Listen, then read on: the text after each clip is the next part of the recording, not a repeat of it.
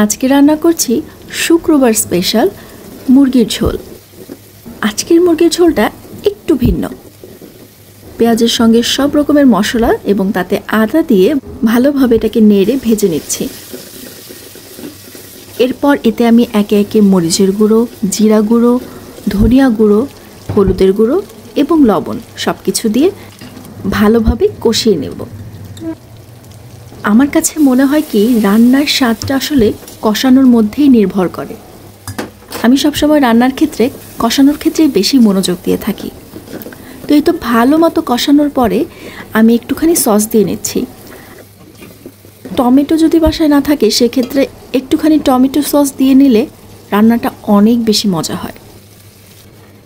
এরপর আরেকটু নেড়ে চেড়ে এর মধ্যে আমি মুরগিগুলো দিয়ে মুরগিটাকেও বেশ কিছুক্ষণ কষিয়ে নিব। আমার কাছে পার্সোনালি এই কষানো অবস্থাতেই মুরগির মাংসটা খেতে বেশি মজা লাগে, কিন্তু বাসার সবাই আসলে ঝোলটা পছন্দ করে, তাই মুরগির ঝোলটাই রান্না করা হচ্ছে।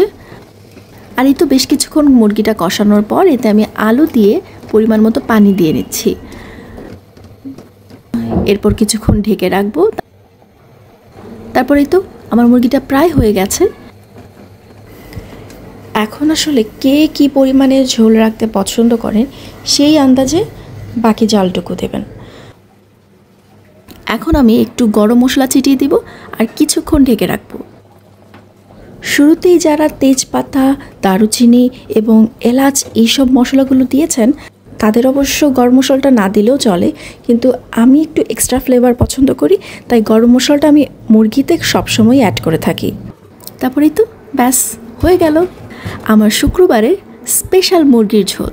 এটা খেতে কিন্তু ভীষণ মজাদার, আর আমার কাছে মনে হয় সস দেওয়ার কারণে এটার স্বাদটা আরেকটু বেড়ে যায়।